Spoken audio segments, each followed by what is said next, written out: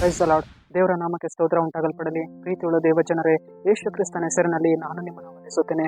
ಚೆಫನ್ಯ 3ನೇ ಅಧ್ಯಾಯ 17ನೇ ವಚನದಲ್ಲಿ ವಾಕ್ಯ ರೀತಿಯಾಗಿ ಬರೆಯಲ್ಪಟ್ಟಿದೆ, ನಿನ್ನ ದೇವರಾದ ಯೆಹೋವನು ನಿನ್ನ ಮಧ್ಯದಲ್ಲಿ ಶೂರನಾಗಿದ್ದಾನೆ ಎಂದು ವಚನ ಬರೆಯಲ್ಪಟ್ಟಿದೆ. ಅಂದರೆ ಪ್ರೀತಿಯುಳ್ಳ ದೇವಜನರೇ, ನಮ್ಮ ದೇವರು ನಮಗೆ ಏನಾಗಿದ್ದಾರೆ? ಶೂರರಾಗಿದ್ದಾರೆ. ನಮ್ಮ ದೇವರು ನಮಗೇನಾಗಿದ್ದಾರೆ? ಬಲವಾಗಿದ್ದಾರೆ. ಯುದ್ಧ ವೀರನಾಗಿರುವಂತಹ ಯೆಹೋವನು ಇವತ್ತೇನಾಗಿದ್ದಾರೆ?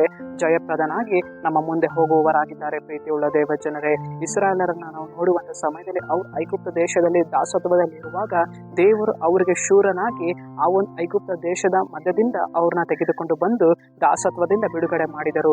ಹೇಗೆ ದೇವರು ಇಸ್ರಾಯೇಲರನ್ನ ಶೂರನಾಗಿ ಐಗುಪ್ತ ದೇಶದಿಂದ ಬಿಡುಗಡೆ ಮಾಡಿದರು, ಅದೇ ರೀತಿಯಾಗಿ ನಮ್ಮ ಜೀವಿತದಲ್ಲಿಯೂ ಕೂಡ ನಮಗಿರುವಂತ ಅನೇಕ ಒಂದು ಸಮಸ್ಯೆಗಳಿಂದ ದೇವರು ನಮ್ಮನ್ನು ಏನ್ ಮಾಡುವವರಾಗಿದ್ದಾರೆ?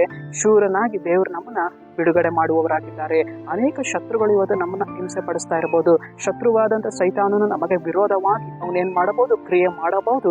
ಆದರೆ ನಮ್ಮ ದೇವರು ನಮಗೇನಾಗಿದ್ದಾರೆ?